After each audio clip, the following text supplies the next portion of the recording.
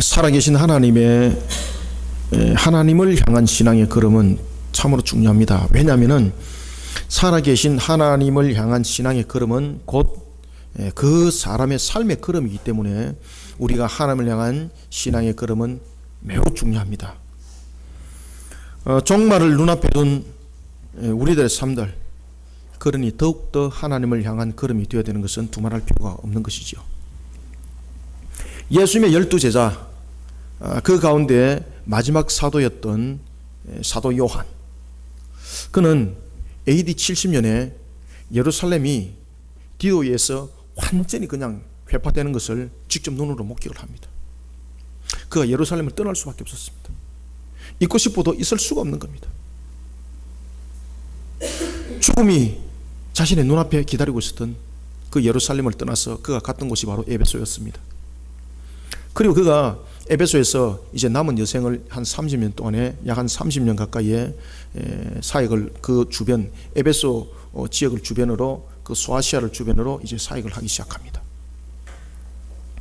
그리고 그는 그 지역에서 사역을 하다가 도미티아누스에 의해서 그는 붙잡히게 되고, 그리고 밤모섬에 유배를 당하게 됩니다.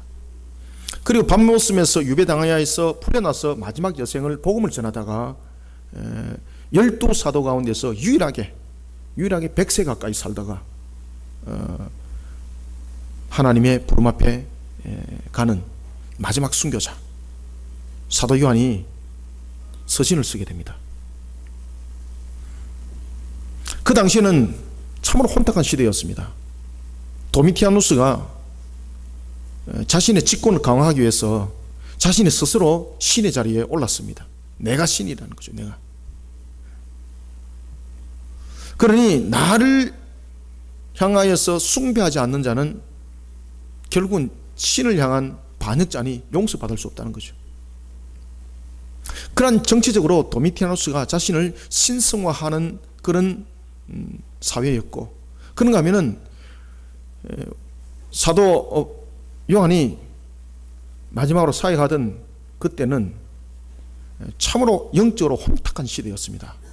어느 정도 영적으로 혼탁한 시대였는가 하면은 예수님의 제자들이 교회를 세워나가면서 사역을 할 때에 제일 사도들을 괴롭혔던 것 가운데 하나가 뭔가 하면은 유대주의적 율법론을 가지고 있었던, 율법적 기독론을 가지고 있었던 그 유대인들이었습니다.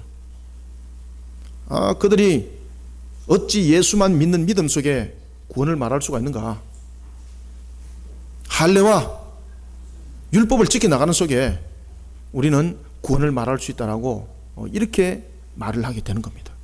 그런 율법적 기독론과 구원론을 가지고 있던 이 율법적 유대주의자들이 혼합을 이루게 되는데, 그 당시에 만연했던 헬라 사상과 혼합을 이루게 되고, 여기다가 또 짬뽕을 하나 더 얹습니다. 그래, 이에 막 혼합이 혼합을 거듭하는데 동방 사상들이 들어오기 시작합니다. 이 동방 사상들 가운데서는 신비주의 사상들이 동방에서 많이 들어왔습니다. 그 당시에 소아시아 지역으로. 따라서 이 동방 신비주의 사상들이 그 속에 같이 합쳐져 버리게 됩니다. 그렇게 해서 만들어진 것이 영지주의자. 그러니 이 영지주의는 성경도 아니고, 그렇다고 해서 철학도 아니고, 시대에 아주 극단적인 이단이 만들어지기 시작하게 되었던 것입니다. 이러한 시대에 이단들이었던 영지주의자들이 교회를 장악을 하고 있었습니다. 그러니 사도 요한이 혼자서 이것을 감당해내기가 버거웠던 거예요. 사도들은 이제 전부 다 하나님의 부름 앞에 다 부름받았고, 이제 남은 것은 자기 혼자. 이런 사도 요한이 이 혼탁한 시대 앞에 놓여있는 교회를 이끌어가고 있습니다. 그 어느 누구도 자신과 짝을 이룰 사람이 없었습니다. 그때에 사도 요한은 딱 하나를 바라보게 됩니다. 그러면서 그는 용기를 얻게 되고, 더욱더 힘을 얻게 되고, 능력을 얻게 되는 겁니다. 바로 흔들리던 그 신앙을 굳건하게 세워졌고, 그리고 사도로서 마지막까지 순교하는 그 순간까지 모든 것들을 감당할 수 있도록 그에게 능력을 주신 분이 있었는데, 그가 바로 예수님이었습니다. 사도 요한은 이 흔들리는 이 신앙, 자신조차도 장담할 수 없는 이 신앙, 다른 사람에게 권면하기 전에 자신이 먼저 무너질 것 같은 거예요. 그때 사도 요한이 세상을 바라보지 않습니다. 야, 저 사람이 나에게 힘이 되어줄 것이야, 그러면서 사람을 의지하는 것이 아니라 오직 예수만 바라보게 됩니다. 오직 예수만. 사랑하는 성도 여러분, 우리는 종말의 때를 지금 살아가고 있습니다. 안팎으로 얼마나 여러분들 혼탁한 시대를 살아가고 있습니까? 북한이 미사일 쏘니까 이 남쪽에서도 미사일 쏘고, 그런데 더 기가 찬 것은 북쪽에서 미사일을 쏘든 말든 남쪽에서 미사일을 쏘든 말든 여기 사는 사람들은 얼마나 태평한지, 얼마나 태평한지. 외국 사람들이 보고 깜짝 놀란다 그러지 않습니까? 왜 그렇습니까? 우리가 영적으로 마비되었기 때문입니다. 무서운 겁니다. 무서운 거. 이 영적 마비는요, 치료가 되지 않습니다. 따라서 우리가 이런 영적 마비 시대에 지금 살아가고 있는 우리의 모습들을 회복시키려면 어떻게 되는가? 예수를 온전히 바라봐야 됩니다. 정말로 우리가 이민족을 살리고 이 나라를 살리고 저와 여러분들이 바르게 살아갈 수 있는 것, 우리가 정말로 온전히 살아갈 수 있는 방법은 예수를 온전히 바라보는 그 길밖에 없습니다. 사도 요한의 우리는 음성을 통해서 과연 우리는 이 시대, 이 종말의 눈앞에 다가온 이 시대, 우리는 예수를 어떤 모습으로 바라보면서 이 시대를 이겨나가야 될 것인가? 예수를 어떻게 바라봐야 될 것인가? 예수를 바라보는데 예수가 어딘지 바라봐야지. 그러면 예수를 바라보는, 그럼 교회 십자가만 바라보면 목사님 해결됩니까? 또 이렇게 극단적으로 또 참 너무나도 뛰어나게 또 말씀을 잘 전하는 사람들이 있습니다. 내가 예수를 바라본다 그래가지고 그 목사님 바라봤더만 상처밖에 안 생기더라. 여러분, 예수를 바라봐도 온전히 바라보고 똑바로 바라봐야 합니다. 그러면 우리는 어디를 통해서 예수를 바라봐야 되는가라는 것입니다. 무엇을 통해서 예수를 바라봐야 되는가라는 것입니다. 여러분들, 우리는 이 시대를 영적 무감각한 이 시대, 정말로 무너져버리고 하고 있는 이 시대, 이 시대를 회복시켜 나가고 저와 여러분들을 온전히 지켜나가기 위해서는 우리는 어떻게 예수를 온전히 바라볼 수 있어야 되는가라는 것입니다. 우리는 세 가지의 모습을 통해서 예수를 온전히 바라봐야 합니다. 첫 번째는 12절 한번 읽읍시다. 시작. 자녀들아, 내가 너희에게 쓰는 것은 너희 죄가 그의 이름으로 말미암아 사함을 받았음이요. 아멘. 먼저 여러분들, 첫 번째는 12절부터 14절을 주목하셔야 되는데, 12절부터 14절에 보면은 지금 사도 요한이 네 분류의 사람들을 거론하고 있습니다. 이게 여러분 굉장히 의도적입니다. 이거는 그 당시에 혼탁한 시대에 그들을 향한 하나님의 음성을 지금 들려주는 거예요. 이 네 분류의 호칭들은 뭡니까? 자녀들이었죠. 그 다음에 아비들이었죠. 그 다음에 청년들이었죠. 그리고 누구였습니까? 아이들이었습니다. 이 네 분류는 무엇을 말하고 있는가? 그리고 이 네 분류를 통해서 우리는 예수를 어떻게 바라봐야 되는가라는 것을 통해서 답을 주고 있습니다. 그러면은 우리가 제일 먼저 이 혼탁한 시대에 오늘 우리는 내 호칭을 통해서 예수를 어떻게 바라봐야 되는가? 예수를 어떻게 바라보면서 이 나라 이 민족을 회복시켜 나가야 되는가? 우리는 종말을 어떻게 예수를 바라보면서 이겨나가야 되는가? 어떻게 이겨나가야 되겠습니까? 세상은 여러분들 호시탐탐 우리를 넘어뜨리려고 하고 있는데, 마귀는 어떻게 했든 간에 우리를 넘어뜨리려고 하고 있습니다. 마귀는 그 어떤 순간도 영적 전투를 멈춘 사실이 없습니다. 지금도 마귀는 영적 전투 멈추지 않습니다. 그런데 우리가 오히려 더 느슨합니다. 마귀는 우리를 향해서 계속해서 영적 전투를 치르고 있는데, 우리를 향해서 쳐들어오고 있고 우리를 찌르고 있는데, 우리는 영적 태만함에 걸려서 영적 전투를 치르지 않고 있습니다. 그러니 넘어가 버리고 이 시대가 이렇게 병들고 이렇게 부패하고 타락하고 음란한 시대가 되어버린 거예요. 우리는 다음 세대를 위해서 기도를 합니다. 그렇지만 여러분들, 다음 세대를 위해서 우리가 정말로 다음 세대를 위해서 해야 될 것이 무엇인가? 우리는 기도는 열심히 합니다만 다음 세대를 위해서 우리는 무엇을 해야 되는가? 다음 세대를 예수를 바라보도록 만들어야 합니다. 여러분들. 그러면 다음 세대도 마찬가지입니다. 예수를 어떻게 바라보게 해야 되는가? 목사님, 저는 예수를 잘 바라보기 위해서 날마다 제가 십자가에 목걸이 하고 안 댕깁니까? 주여, 그러니 마귀의 사슬에 걸리지. 그게 여러분들 바로 우상 숭배고, 그것이 여러분들을 올매는 하나의 사슬이에요. 여러분들, 예수를 어떻게 바라봐야 되는가? 예수는 여러분 수단과 방법으로 바라보는 것이 아닙니다. 따라서 우리는 제일 먼저 첫 번째 12절부터 14절을 통해서 오늘도 호시탐탐 우리를 무너뜨리려고 하는 이런 타락한 세상을 말씀과 기도를 통해서 예수를 온전히 바라봐야 합니다. 다른 길이 없습니다. 여러분들요, 하나님의 말씀을 우리가 읽지를 아니하고, 하나님의 말씀을 우리가 배우지를 아니하고 예수를 어떻게 바라볼 수 있습니까? 다른 사람에게 들은 것으로 저는 바라볼 수 있어요. 영화 보면은 예수 바라볼 수 있어요.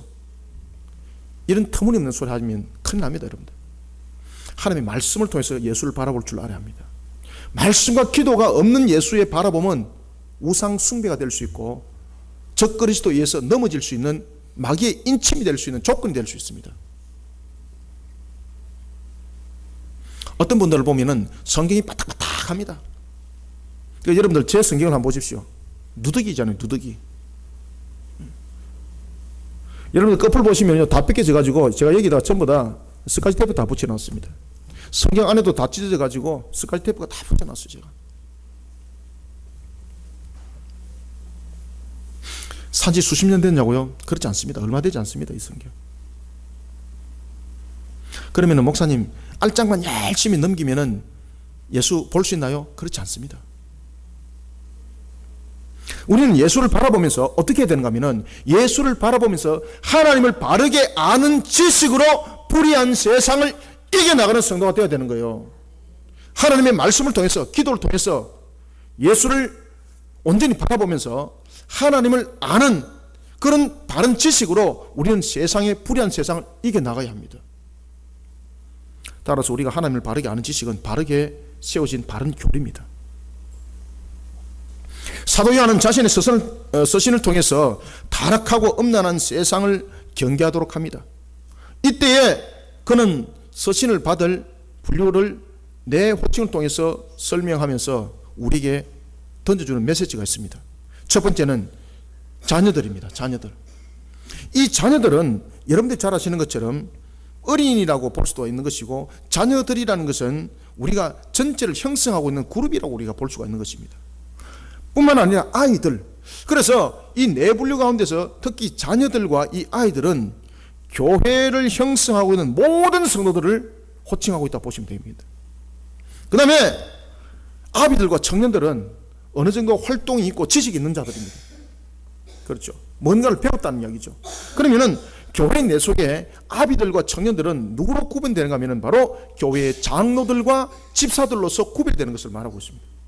따라서 자녀들아, 아비들아, 청년들아, 아이들아 라는 것은 교회 모든 구성원들, 성도들, 직분으로 따지면은 장로, 집사, 모든 평신도 이르기까지 이 하나님의 말씀을 들으라는 이야기죠. 이 하나님의 말씀을 들으라는 거죠. 그러면은 왜 구태여 이런 호칭을 통해서 사도 요한은 말을 했을까라는 것입니다. 자녀들을 통해서는 우리가 오늘도 드러나고 있는 것처럼 오늘 사도 요한이 이렇게 말합니다. 12절 보면은 자녀들아, 내가 너희에게 쓴 것은 너희 죄가 그의 이름으로. 여기서 그의 이름은 누구의 이름입니까? 옆집의 아저씨 이름이에요? 예수 이름이에요. 예수 이름으로. 너희들이 예수의 이름으로 말미암아 죄사함을 받았는 것을 알으라는 이야기예요. 그러면은 우리의 구원은 다른 길이 없다라는 것입니다. 성도를 향해서 깨우치는 겁니다. 자녀라는 호칭을 통해서는 자신들은 그리스도인으로서 죄 용서함을 받았다는 것을 깨달아 알으라는 거예요. 왜냐하면 그 당시에 영지주의자들이 이런 신비적인 경향 속에서 다른 것을 요구했기 때문입니다. 예수 그리스도를 믿는 믿음만으로 그들은 구원을 말하지 않았기 때문입니다. 그 다음에 아비들을 통해서는 이 아비들은 무엇입니까? 이 아비들은 말 그대로 장성한 분량이 있는, 지식으로도 장성한 분량이 있는 그들을 향한 사도 요한의 음성이었습니다. 따라서 아비들을 통해서는 영지주의자들의 영향을 받은 자들을 향해서 지금 일침을 가하고 있는데, 그것은 뭔가 하면은 이 영지주의자들은 예수님에 관해서 이야기를 할 때에 예수님이 하나님이라고는 말을 합니다. 그런데 이들은 예수님의 성육신을 믿지 않습니다. 그리고 십자가 위에서 죽은 것은 예수님이 아니라고 말하고 있습니다. 가짜라는 거죠. 그래서 가현설을 말하고 있습니다. 가현설. 그들이 가현설을 이야기를 할 때에 예수님께서 골고다 언덕길을 오를 때에 그 십자가를 예수님이 끝까지 안 졌지 않느냐, 그리고 그 십자가를 다른 사람이 대신 지었는데 그 다른 사람이 대신 지을 때에 성경에 보면은 다시 예수님께서 그 십자가를 바꿔졌다라고 성경에 어디 있노? 이렇게 말하면서 가현설을 말하는 거예요. 그때에 예수님이 그 사람의 얼굴을 예수님처럼 변화시켜 가지고 예수님은 밖에서 보고 있었다. 그때 그 사람이 십자가에 못 박혀 죽을 때에 나는 예수가 아니에요, 나는 예수가 아니에요 라고 말하고 있었다. 그런데 십자가에서 죽은 분은 예수님이 아니다. 그것이 여러분들 가현설 속에서 나타나는 겁니다. 따라서 그들은 그런 가현설들과 함께 예수님의 신성은 인정을 하되 예수님의 인성으로의 성육신은 그들은 인정하지 않습니다. 그런 그 사상 속에 빠져버려 있는 아비들을 향해서 사도 요한이 철피를 듭니다. 아비들아, 영지주의자들 향하 영향을 받은 자들 향해서 그리스도는 신인 양성으로 성육신 하신 분이고, 그리고 태초부터 이미 존재하고 계신 하나님이라는 것을 알아라는 거예요. 그 다음에 청년들의 호칭을 통해서는 무엇을 말해주고 있는가? 청년은 여러분들이 잘 아시는 것처럼 청년 때에 군에 갔다 오지 않습니까? 왜냐하면 그때에 가장 건강하고 그리고 가장 전쟁에서 싸울 만한 나이. 다시 말하면 이 청년들의 호칭을 통해서는 그리스도인에 대해서 악한 마귀를 우리는 이미 이긴 존재니 그들에게 영적 전투에서 밀려나지 말고 영적 전투를 두려워하지 말라는 거예요. 그러면은 아이들의 호칭을 통해서는 무엇을 말하는가? 여러분들, 아이들은 아직까지 배워야 될 나이입니다. 아이들은 다시 말하면은 교육과 훈육이 필요한 대상이 바로 아이들입니다. 그러니 교회 속에는 네 분류가 있다는 거죠. 어떤 분류가? 우리의 죄 용서함을 받아서 깨달아서 아는 분류가 있는가 하면은, 그런가 하면은 오늘도 우리가 아비들과 같이 이런 영적인 부분에 대해서 자신이 이미 신앙의 지식에 가득 차 있는 것이 잘못된 신앙으로 된 사람들도 있더라는 겁니다. 그런가 하면 아직도 신앙을 배워 나가야 될 단계가 있었는데 그가 바로 아이들이었습니다. 이 아이들이라는 호칭을 통해서는 신비적인 지식을 강조하고 있는, 그러면서 교인들을 현혹하고 있는 영지주의자들의 거릇된 가르침을 하나님을 아는 바른 지식으로 물리쳐라, 이것이 바로 아이들아 라는 것을 통해서 우리에게 설명을 해주고 있는 겁니다. 자, 우리가 12절부터 14절을 세 절을 한번 우리가 한 목소리로 읽어보겠습니다. 시작. 자녀들아, 내가 너희에게 쓰는 것은 너희 죄가 그의 이름으로 말미암아 사함을 받았으며, 아비들아, 내가 너희에게 쓰는 것은 너희가 태초부터 계신 이를 알았으며, 청년들아, 내가 너희에게 쓰는 것은 너희가 악한 자를 이겼음이라. 아이들아, 내가 너희에게 쓴 것은 너희가 아버지를 알았으며, 아비들아, 내가 너희에게 쓴 것은 너희가 태초부터 계신 이를 알았으며, 청년들아, 내가 너희에게 쓴 것은 너희가 강하고 하나님의 말씀이 너희 안에 거하시며 너희가 흉악한 자를 이겼음이라. 아멘. 죄에 대한 용서에서부터 하나님이 어떤 분이신지를 아는 지식에 이르기까지 여기서 모든 것에 공통분모가 있습니다. 지금 사도 요한은 자신이 홀로 지금 사역을 감당하면서 12사도 가운데서 다 죽고 자기 홀로 남아있는 이 마지막 사역을 감당할 때에 그는 오직 예수를 바라보면서 그는 사역을 해나가는 그런 마지막 사도였습니다. 그런 사도 요한이 오늘 이 네 분류, 자녀들아, 아비들아, 그리고 청년들아, 아이들아 라는 이 네 분류를 통해서 던져주는 메시지가 있었습니다. 그것은 뭔가 하면은 우리가 자녀들아 속에서도 나타나고 있는 것처럼 우리는 무엇으로 말미암아 구원됐는가? 예수 그리스도라는 겁니다. 우리는 아비들을 통해서는 영지주의자를 통하여서 영향력을 우리가 받는 자가 아니라 예수 그리스도라는 이 신인 양성에 대한 성육신을 믿는 믿음, 이 믿음은 어떻게 생겨날 수 있는가? 뿐만 아니라 우리는 마귀로부터 성령을 이미 거둔 자라는 사실과, 그리고 또한 우리가 거짓된 가르침에 현혹되지 않기 위해서는 어떤 모습이 되어야 되는가? 공통분모가 있습니다. 그것은 뭔가 하면은 예수 안에서 말씀으로 바로 세워지고 예수 안에서 기도로서 영적 전투를 치르라는 공통분모가 있었습니다. 여러분, 요한복음 14장 8절과 9절에 보면은 예수님께서 12 제자들을 가르치면서 같이 함께 먹고 자고 이러면서 예수님이 제자들을 데리고 다닙니다. 그때에 예수님의 신적 본질에 대해서 의심을 가지는 제자들이 질문을 합니다. 예수님께서 여러분들 오병이어 기적, 칠병이어 기적 뿐만 아니라 병든 자를 낫게 하고 귀신 들린 자 귀신을 쫓아보내고, 아시겠습니까? 심지어 죽은 나사로를 살려 그 무덤가에서 녹게 하고, 이것을 제자들이 본 겁니다. 하나님만이 할 수 있는 그 일들이었습니다. 그런데 그것을 본 그들이, 예수님의 신적인 그 모습을 본 그들이 놀랄 사실은 예수님께 이렇게 질문합니다. 빌립이 예수님, 정말로 당신을 아는 자는 하나님 아버지도 알고 이제부터는 우리가 하나님 아버지를 알고 또 보았다고 하는데 내 눈에는 하나님 아버지가 보이지 않습니다. 아버지를 보여주세요. 아버지를 보여주세요 합니다.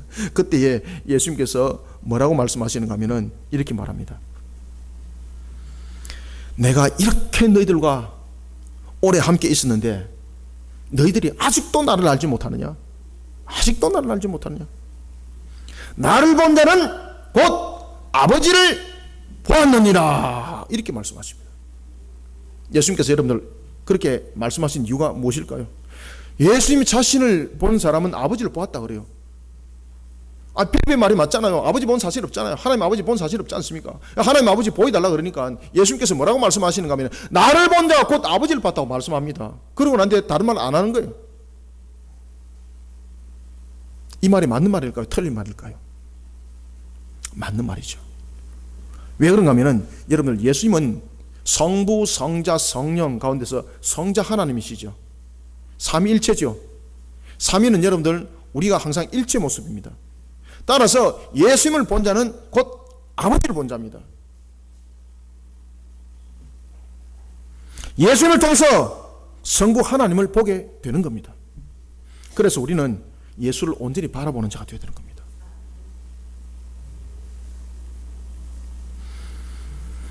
마귀는 이런 진리를 연막을 쳐서 우리로 하여금 합리적인 방법으로 맞지 않다고, 그것이 과학적으로 증명될 수 있느냐고 이렇게 우리에게 말을 합니다. 마귀는 예수님을 온전히 바라보지 못하도록 우리 향해서 이렇게 연막을 치고 있습니다. 지금도 영적 공격을 우리에게 가하고 있습니다. 그런데 우리는 너무나도 느슨해요. 사랑하는 성도 여러분, 그럴수록 우리에게 더욱더 필요한 것이 있습니다. 그것은 무엇인가 하면은 더욱 예수를 온전히 바라보는 일에 힘쓰는 자들이 되어야 합니다. 그러면 우리는 어떻게 예수를 온전히 바라볼 수 있도록 힘써야 되는가? 바로 말씀과 기도입니다. 하나님의 말씀을 읽지 않고, 주님께서 우리에게 주신 말씀을 읽지 않고 여러분들 예수님을 어떻게 만나요? 예수님께서 오신 그 시대는 예수님께서 직접 오셨기 때문에 직접 그 목격을 통해서 예수님을 만납니다. 그러나 그 예수님은 지금 하늘 보좌에 계십니다. 그 하늘 보좌에 계신 그 주님을 우리가 어떻게 만나요? 하늘 보좌에 올라가면 된다고요? 지금까지 하늘 보좌에 올라간 사람 아무도 없습니다. 사도 요한이 자신의 생명을 걸고, 그리고 사도 바울은 자신의 목배임을 당해서 순교당하는 그 순간까지 그는 진리를 굽히지 않습니다. 왜 그렇습니까? 예수를 온전히 바라봤기 때문입니다. 사랑하는 성도 여러분, 우리가 오늘도 예수를 온전히 만날 수 있는 방법은 우리의 지정을 통해서, 우리의 인격을 통해서 주님을 만날 수 있는 방법밖에 없습니다. 그러면은 그러한 방법은 우리 속에 어디 있는가? 하나님의 기록된 말씀밖에 없습니다. 그러니 말씀을 게을리지 하지 아니하고 어찌 내가 예수를 만났다고 말할 수 있습니까? 하나님의 말씀을 한 줄도 보지 않고 내가 예수를 만났습니다 이러면서 다니면서 간증이나 하고, 그러니까 그 간증이 나중에 거짓말이 되는 거죠. 나중에 마귀가 이제 강력하게 역사해가지고 막 거짓말하게 만들고 사람들 막 속이고. 사랑하는 성도 여러분, 우리가 더욱더 예수를 온전히 바라볼 수 있는 것은 말씀과 기도를 통해서 우리의 영적 눈이 열렸을 때에, 우리의 영적 눈이 밝혀졌을 때에 예수를 온전히 바라볼 수 있는 겁니다. 하나님의 말씀에 거하는 자에게는 영적 힘이 생겨나는 겁니다. 우리가 사탄을 이길 수 있는 마지막 무기는요, 말씀과 기도밖에 없습니다. 이것이 하나님께서 우리에게 주신 최고의 무기입니다. 그런데 우리는 이 최고의 영적 무기를 전부 다 쓰레기통에 다 던져버리고 있습니다. 누구에 의해서? 마귀에서 꼬달겨가지고. 그래서 여러분들 성경은요, 낡아서 떨어져서 정말로 휴지통에 갖다 버릴 정도가 돼야 되는 거예요. 그런 속에 우리가 주님을 잃는 것만이 아니라, 어떤 사람들은 다독을 통해서 주님을 만날 수도 있지만, 여러분 성경은 많이 읽는다고 주님을 만나는 것이 아니에요. 내가 일주일에 성경 한 권씩 읽습니다. 근데 성경 일주일에 한 권씩 읽었는데 인품은 보면은 완전 세상 사람 저리 가라요. 성경 읽을 때는 와 한데 완전히 막 세상 속에서 막 괴파하고 막 성질 부리고 막 욕은 막 100% 잘하고. 세상 사람들이 이렇게 말합니다. 저 사람은 우리 교회 장로예요, 우리 교회 권사예요. 이러니까 와 이거 저 욕쟁이가요, 와 이거 저 사람 시장이 떴다 그러면 전부 다 오돌오돌 떨어요. 그 사람들은 예수를 온전히 바라본 사람들이 아닙니다. 그런 사람들은 성경을 만독을 해도 예수를 온전히 바라본 사람들이 아닙니다. 우리의 지정의가 녹아야 하는 것입니다. 하나님 말씀 안에서 녹아야만이 인격적으로 주님을 만나는 겁니다. 우리가 인격적으로 녹지 아니하고 어떻게 여러분들 우리가 주님을 만날 수가 있습니까? 말씀이 우리를 만지합니다. 하나님께 주신 말씀과 기도는 하늘의 문을 여는 최고 영적 무기입니다. 사도행전 7장에 보면은 그런 영적인 문이 열렸던 한 사람이 있습니다. 바로 스데반 집사였습니다. 그는 말씀과 기도로서 주님을, 예수님을 온전히 바라본 자였습니다. 그런 그의 입에서 나온 것은 이 한날에 선 금이 말씀이 되었습니다. 수많은 사람들이 그 말씀 앞에 굴복을 다하는 겁니다. 꼼짝하지 못하는 겁니다. 그러니 유대인의 공회가 그 스데반을 죽이려고 발부둥을 치는 것. 그런데 예수를 온전히 바라보면서 말씀과 기도를 통하여 예수를 정말로 만난 스데반은 달랐습니다. 공회원들이 빙 둘러싸여 있는 그런 죽음의 현장 속에서도 그는요 미소를 짓는 겁니다. 그런 게에 놀랄 사실은 하늘의 문이 열려버린 겁니다. 많은 사람들이 그것을 본 것이 아니라 스데반인 그것을 목격을 한 것입니다. 사도행전 7장 55절과 56절을 말합니다. 스데반이 성령 충만하여 하늘을 우러러 주목하여 하나님의 영광과 및 예수께서 하나님 우편에 서신 것을 보고 말하되 보라 하늘이 열리고 인자가 하나님 우편에 서신 것을 보노라. 아멘. 사랑하는 성도 여러분, 종말의 세상은 편안함을 기대하는 시대가 아닙니다. 그럼에도 불구하고 종말은 우리에게 희망의 날입니다. 왜냐하면 종말이 불신자에게는 멸망의 불못에 던져지는 날이라고 한다면 믿음을 가진 우리에게는 소망과 희망의 나라가 열려지는 천국 문이 열리는 날이기 때문입니다. 우리는 그 날을 소망하면서 오늘도 우리를 호시탐탐 무너뜨리려고 하는 그런 타락한 세상 앞에 하나님의 바른 말씀과 기도를 통해서 예수를 온전히 바라봐야 합니다. 그러면서 우리는 하나님을 바르게 하는 지식을 통해서 불의한 세상을 이겨나가는 그런 우리 모두가 되시기를 소망합니다. 우리는 이란 속에 예수를 온전히 바라보면서 세상을 이겨나가는 것입니다. 세상을 행복으로 이기는 것이 아니라, 세상을 물질로 이기는 것이 아니라 예수를 온전히 바라보는 그 신앙으로 말씀과 기도 속에서 우리의 지정과 인격이 완전히 말씀 안에 녹아서 예수를 만나보십시오. 여러분들의 인생이 바뀌게 되어 있습니다. 여러분의 모습이 바뀌게 되어 있습니다. 이런 속에 하나님을 바르게 아는 지식으로 우리는 세상을 싸워서 이기는 자가 되어야 하는 것입니다. 그러면 우리는 이제 두 번째, 어떻게 예수를 온전히 바라보면서 우리는 세상을 이기는 자가 되어야 되는가. 자, 15절을 한번 읽어보겠습니다. 시작. 이 세상이나 세상에 있는 것들을 사랑하지 말라. 누구든지 세상을 사랑하면 아버지의 사랑이 그 안에 있지 아니하니. 아멘. 세상에 있는 것을 사랑하지 마라. 이 세상, 야 그럼 내가 뭐 세상에서 뭐 떠나란 말인가? 우주에 살아란 말인가? 이 말이 아니고요. 여기서 세상이라는 것은 마귀가 주는 그 영향력 속에 살아가지 말라는 이야기입니다. 타락하고 음란하고, 그래서 뒤에서 나중에 설명하잖아요. 타락하고 음란하고 불의하고 부정하고 부패하고 그런 것을 사랑하지 말라는 거죠. 따라서 우리는 두 번째 15절부터 16절 통해서 공중의 권세자가 뿌려놓은 이런 이중적인 모습을 하고 있는 세상, 이런 세상을 사랑하기보다 진리의 근원이 되시는 예수 그리스도를 온전히 바라보며 아버지의 사랑을 깨달아 아는 참 그리스도인으로서 세상을 이겨나가는 성도들이 되시길 바랍니다. 하나님 아버지를 바라보기 위해서는 누구를 바라보라 그랬습니까? 예수님께서 나를 본 거로 아버지를 봤다고 그랬잖아요. 그렇기 때문에 우리가 아버지의 참 사랑을 알려면요, 예수님을 똑바로 알아야 됩니다. 하나님 아버지의 참 사랑이 무엇이었습니까? 자신의 외아들이었던 주님을 십자가에 우리의 대속의 제물로 내어놓기까지 우리를 사랑하신 분이에요.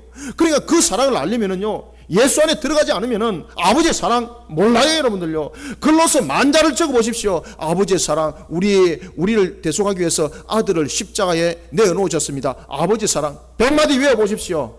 효과 없습니다. 예수 안에 들어가야만이 아버지가 왜 예수님을 십자가에 우리를 대속하기 위해서 내어놓는지를 알게 되는 거예요, 여러분들요. 에베소서 2장 2절, 공중의 권세자인 마귀는 타락한 세상의 풍조를 만들어냅니다. 그리고 사람들 하여금 그 타락을 쫓으며 쾌락을 느끼도록 합니다. 물질 만능주의를 만들어내어서 사람들 하여금 물질이면 모든 것이 다 되는 것처럼 연막을 쳐놓습니다. 그리고 사람들 하여금 불의한 물질 앞에 굴복당하도록 딱 만들어 놓습니다. 이런 우리는 이중 모습을 하고 있는 세상을 살아가고 있습니다. 그러니 주님께서 요한을 통해서 주신 말씀이 세상을 사랑하지 말라는 겁니다. 이런 물질 앞에, 불의한 물질 앞에 굴복을 당하게 만들어 놓습니다. 그러면서 하나님을 향해서는 불순종의 길을 걷도록 합니다. 그런데 문제는 사람들에게 있습니다. 영적 흑암에 가려 있는 사람들에게는 이 사실이 깨달아지지 않는 겁니다. 그러니 심각한 겁니다. 북한에서 미사일을 쏩니다. 여기서 미사일을 쏩니다. 깨달음이 없으니까, 영적 무감각 속에 놓여져 있으니까요, 아무 반응들이 없는 거예요. 아무 반응들이.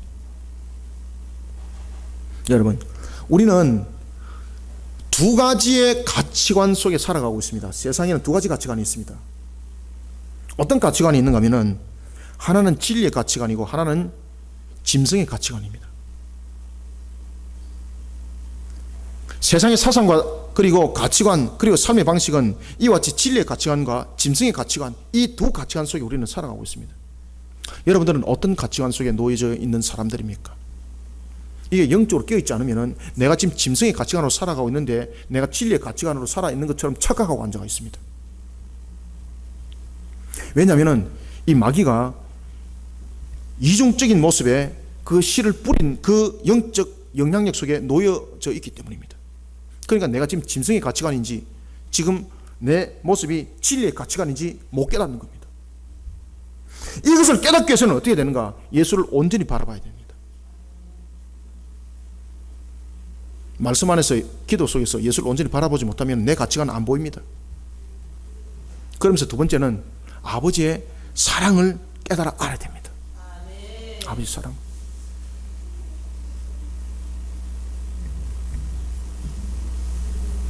짐승의 화인을 맞은 사람들은 진정한 인간의 가치를 왜곡시킵니다. 이것이 바로 짐승의 가치관입니다. 그런데 지금 이 시대를 여러분 보십시오. 사람을 갖다가 얼마나 가치 없게 여기느냐고요. 그냥 지나가던 사람 붙잡아가지고 장기 축출해가지고 팔아먹고, 돈이면 그냥 사람을 죽이고, 100만 원이면 속기 죽여드립니다. 조금 더 어려운 사람들은 300만 원이면 외국에서 속기 죽여드리겠습니다. 이런 우리는 가치관 속에, 짐승의 가치관 속에 있는 자들 속에 우리는 살아가고 있습니다. 여러분.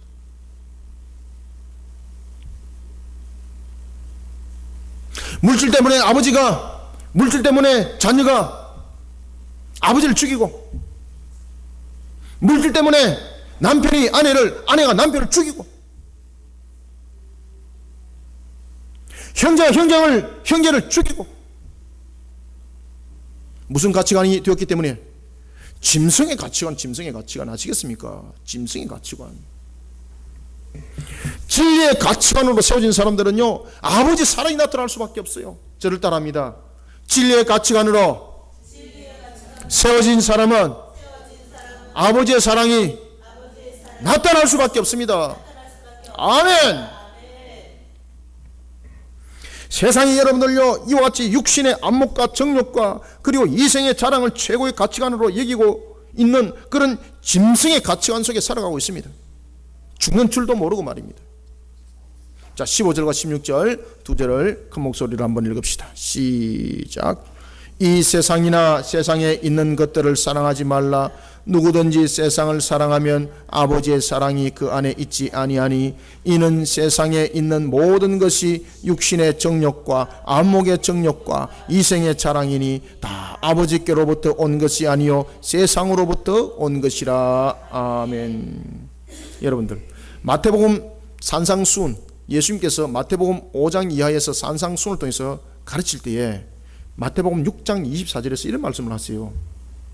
한 사람이 어찌 두 주인을 섬길 수가 있는가? 맞습니까? 맞습니까? 이해가 안 가죠? 자, 보십시오. 정직하지 아니한 물질, 타락한 세상의 물질을 사랑하면서 타락한 재물을 향한 심판을 말씀하시는 하나님을 사랑할 수 있습니까? 사랑 못하죠. 그래서 예수님께서 한 사람이 두 주인을 섬길 수 없다라고 말씀하시는 것은 바로 이 말씀을 이야기를 하는 겁니다. 음란하고 타락하고 부정하고 부패한 것들을 통해서 다른 사람을 해치고 나쁜 짓을 합니다. 그것은 이미요 짐승의 가치관으로 둘러싼 사람입니다. 마귀의 지금 다스림을 받고 있습니다. 그런데 그 마귀의 다스림을 받는 사람이 어찌 하나님을 사랑할 수 있어요? 두 주인 섬길 수 있습니까? 절대 섬길 수 없습니다. 목사님, 저는요 왼쪽으로는 짐승의 가치관, 오른쪽으로는 진리의 가치관을 다 가지고 있어요. 그 입에 재갈이 물려줄 줄 믿습니다. 말할 가치가 없어요. 말할 가치가. 정직한 물질이 아니라 타락한 세상의 재물을 사랑하면서 타락한 재물을 심판하시는 하나님을 어떻게 동시에 사랑할 수 있습니까? 어느 도단이죠. 어불성설입니다. 여러분들요. 음란하고 부정하고 불의한 방법을 추구하면서 이런 불의를 심판하시는 하나님의 정의와 공의를 동시에 어떻게 사랑할 수 있습니까? 어느 도단이고 어불성설이죠. 공주의 권세자인 마귀는 타락한 육신을 사랑하면서 하나님으로 하여금 등을 돌리도록 만들고 있습니다.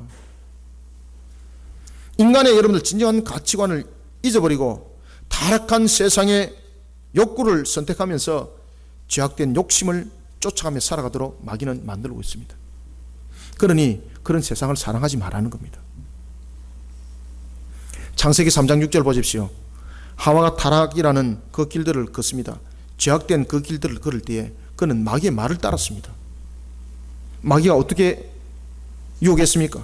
세상의 물질을 바라보는 시야를 달리하도록 했죠.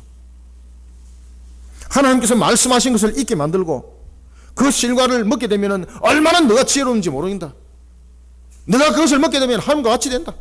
그렇게 말하니까 그 소리에 그가 바라보는 물질관이 달라졌습니다.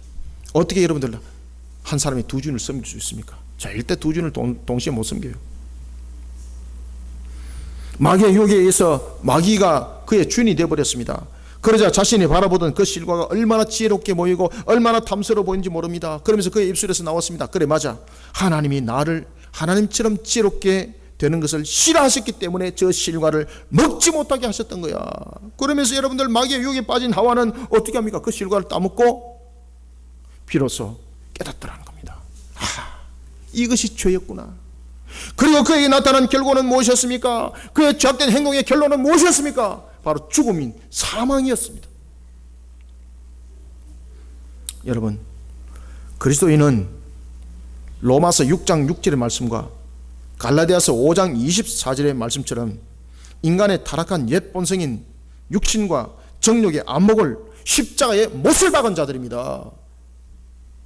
우리는 육신의 정욕과 안목과 타락을 십자가에 못을 박지 않고는 오늘도 그 옛 본성이 우리를 이겨나가기 때문에 오늘도 나의 모습 속에 있는 이 타락에 대한 이 본성들을 십자가에 못을 박는 그런 우리 성도들이 되시길 바랍니다. 그러면서 우리가 하나님의 사랑을 보는 거예요. 그러면서 나를 향한 아버지의 사랑을 보는 거예요. 사무엘하 11장 4절에 보면은요, 자신의 충신이었던 우리아의 아내 바세바를 간암했던 다윗, 자신의 육신의 안목과 정욕을 십자가에 못 박는 모습이 아니 됐기 때문에 그 육신의 정욕이 살아나가지고 간음을 해버리는 거예요. 뿐만 아니라 야고보서 4장 16절의 말씀처럼 헛된 것을 자랑 삼고 분쟁을 일삼고 교만과 윗선을 일삼아서 사람들에게 상처를 줄 뿐입니다. 요한계시록 16장은 짐승의 가치관으로 세워진 그런 사람들을 향해서 단 한 줄로 정리합니다. 그들 향해서 용서하지 않는 진노의 7 대접장이 그들 가운데 부어지리라. 공중의 권세자인 마귀가 뿌려놓은 이중적인 모습을 하고 있는 타락한 세상을 사랑하기보다 진리의 근원이 되시는 예수를 온전히 바라보면서 하나님 아버지의 사랑을 깨달아 아는 그리스도인들이 되시길 바랍니다. 예수 안에 온전히 들어오지 못하면요, 하나님 아버지가 나를 향해서 어떤 사랑을 품고 있는지, 누가복음의 탕자를 바라보면서 정말로 눈물의 나의 모습이 되지 못하는 것은 예수 안에서 아버지의 사랑을 온전히 보지 못했기 때문입니다. 오늘도 하나님 아버지의 사랑을 어떻게 깨닫는다고요? 예수를 온전히 바라보면서 하나님의 사랑을, 이 세상을 향한 하나님의 사랑을, 나를 향한 하나님의 사랑을 깨달아 알면서 하나님의 진정한 가치관으로 세상을 바르게 세워나가는 우리 모든 성도들이 되시기를 소원합니다. 마지막으로는 우리가 어떻게 예수를 온전히 바라보면서 우리가 세상을 이겨나가는 자가 되어야 되는가, 어떻게 우리는 이 혼탁한 시대를 이겨나가야 되는가. 마지막으로 우리가 17절을 큰 목소리로 한번 읽습니다. 시작. 이 세상도 그 정욕도 지나가되 오직 하나님의 뜻을 행하는 자는 영원히 거하느니라. 아멘. 이 보면은 이 세상도 그 정욕도 지나가되 오직 하나님의 뜻이라 그랬습니다. 뜻을 행하는 자는 이라고 말합니다. 여러분 아시겠습니까? 결국은 여러분 하나님의 뜻을 행하는 자가 되어야 됩니다. 예수를 온전히 바라보면서. 마지막으로 우리는 17절을 통해서 마귀가 주는 거짓된 영광을 쫓다가 자신의 인생을 허망한 삶으로 만들어가지 않도록 예수를 온전히 바라보는 믿음이 있어야 돼요. 예수를 온전히 바라보는 그 믿음으로 예수 안에서 아버지의 뜻을 행하는 자들이 되시길 바랍니다. 아버지의 뜻을 행할 때에 우리는 세상을 이길 수 있어요. 아버지의 뜻을 행할 때 우리는 타락한 세상을 이길 수 있어요. 무엇을 가지고? 예수 안에서 믿음을 가지고 말입니다. 사도 요한이 그렇게 사역을 지금 하고 있는 겁니다. 하나님께서 부어주신 은혜를 잠시 잊어버렸던 솔로몬, 하나님으로부터 받은 지혜를 자신의 능력으로 위장해버립니다. 마귀의 유혹에 빠졌죠. 그러면서 그에게 나타났던 것은 뭡니까? 바로 세상의 안목과 정욕에 이끌려 달려가게 됩니다. 그런 솔로몬이 뒤늦게 깨닫습니다.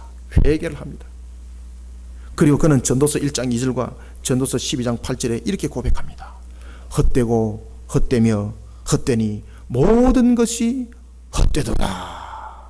아멘. 사도 요한은 공중의 권세자인 마귀의 앞잡이 노릇을 하고 있는 이 거짓 교사들, 이 영지주의적 사상들을 가지고 있는 이 거짓 교사들의 헛된 것을 쫓지 말도록 합니다. 타락한 세상과 정욕을 쫓는 자에게는 마귀가 말하는 것과는 달리 어떤 소망도 어떤 기대도 어떤 자신의 만족도 채워지지 못합니다.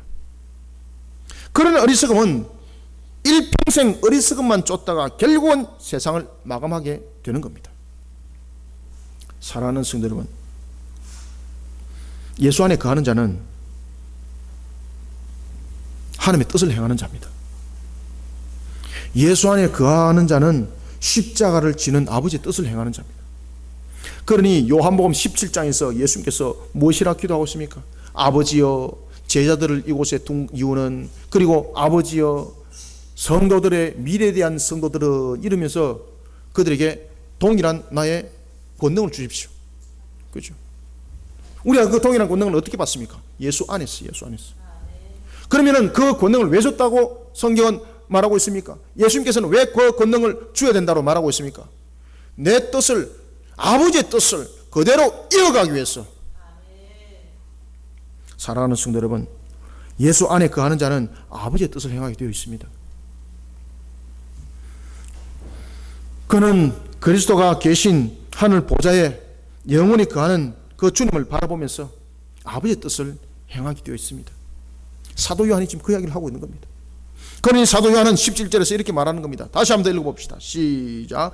이 세상도 그 정욕도 지나가되 오직 하나님의 뜻을 행하는 자는 영원히 거하느니라. 아멘. 타락한 세상과 교제하면서 모든 영광을 누릴 것만 같았던 사람들, 하나님을 잊어버리고 자신이 갈망하는 것을 쫓아가도록 유혹의 길에 올려진 사람들을 향해서 주님께서 말씀하십니다. 내가 너를 알지 못하노라. 내가 너를 알지 못하노라. 마태복음 25장 12절에 보면은 천국 비유에 등장하는 미련한 5처녀와 그리고 그 뒤에 나타나는 10처녀 가운데서 슬기로운 5처녀가 있습니다. 신랑 되시는 주님이 오시는 그날까지 예수를 온전히 바라보면서 믿음으로 예수 안에서 기다리는 슬기로운 5처녀의 모습이 되어야 합니다. 십자가에서 우리의 죄를 대속하기 위해 주님은 자신의 생명을 쏟아내면서까지 우리를 위한 대속의 값이 되어졌습니다. 그것이 바로 아버지의 사랑으로 비롯된 겁니다. 아버지의 사랑은 자신의 모든 것을 쏟아내어서 우리를 구원하기 위해서 자신의 모든 것을 쏟아내었습니다. 그러면서 자신이 그 값이 되었습니다. 그런데 마귀는 그 값을 받아갑니다. 주님께서는 우리를 위해서 값이 되어주고 자신이 값으로 그 모든 것을 쏟아내었는데 마귀는 우리를 채운 다음에 빼앗아갑니다. 내가 너에게 그렇게 해줬으니까 너 내놔. 마귀는 반드시 그 값 챙겨갑니다. 여러분들요, 예수 그리스도 안에 들어오게 되면은 하나님께서 우리를 통해서 주신 그 값이 무엇인지를 알게 되는 거예요. 하나님 아버지는 우리를 사랑하사 자신의 전부를 쏟아내어서 생명까지 내어놓고 우리의 값이 되어주셨습니다. 그런데 마귀는 우리에게 값을 챙겨간다니까요. 그러니 마귀는 뺏어가는 거예요. 마귀가 주는 거짓된 영광을 쫓다가 자신의 인생을 이와 같이 허망된 삶으로 마감하지 않도록 우리를 구원하신 예수를 온전히 바라보는 믿음을 가져야 합니다. 그리해야 예수 안에서 하나님의 뜻을 알게 됩니다. 예수 안에서 아버지의 사랑을 알게 되는 거예요. 여러분들요, 예수를 온전히 바라보면서 예수 안에서 하나님의 뜻이 정말 나를 사랑하시는 하나님의 음성이라는 것을 아는 성도들이 되시길 바랍니다. 그래서 예수 안에서 아버지의 사랑을 알고 예수 안에서 아버지의 사랑을 아는 자는 그 뜻을 행할 수밖에 없어요. 오늘도 예수 안에서 아버지의 뜻을 행하는 우리 모든 그리스도인의 성도들이 되시기를 주님의 이름으로 축원합니다. 말씀을 맺겠습니다. 사도 요한은 자녀와 아비 그리고 청년과 아이들의 호칭을 통해서 포괄적인 의미를 가지고 있는 성도를 세분화하고 있습니다. 우리를 하여금 이 시대를 향하여 자신을 보다 더 세밀하게 되돌아보도록 하고 있습니다. 오늘도 호시탐탐 마귀는 먹잇감을 바라보는 우는 사자 같은 모습으로 우리를 향해서 대항을 하고 있습니다. 그러니 자녀와 아비와 청년과 아이들의 모습을 통해서 우리를 하여금 영적으로 항상 깨어 일어나 이 우는 사자와 같은 모습을 하고 있는 이 마귀를 대적하는 자가 되라는 이야기입니다. 무엇을 통해서? 세상을 이기신 예수님을 바라보는 신앙의 걸음으로 이 모든 것들을 타파해 나가라는 것입니다. 공중의 권세자가 뿌려놓은 이중가면에 걸려있는 탐욕과 불의의 세상은 발견할 수 없는 막으로 우리를 가려놓고 있습니다. 이것을 자신의 최고 가치로 여기고 있는 어리석음 속에 살아가지 않는 우리가 되기를 소망합니다. 우리의 최고 가치는 어디에 있습니까? 예수 그리스도 안에 있습니다. 그러나 마귀는 우리로 하여금 이것을 보지 못하게 하는 영적 흑암 속에 우리를 가려놓고 분별력을 잃어버리게 하고 있습니다. 사랑하는 성도 여러분, 우리의 위치를 바로 되찾읍시다. 세상을 회복시킵시다. 하나님의 뜻을 이어갑시다. 예수 안에서 말입니다. 오늘도 이 시대를 하나님의 말씀과 기도를 통해서 예수를 온전히 바라보는 신앙으로 이어나가는 성도들이 되시길 바랍니다. 세상을 바르게 세워나가는 성도들이 되시길 바랍니다.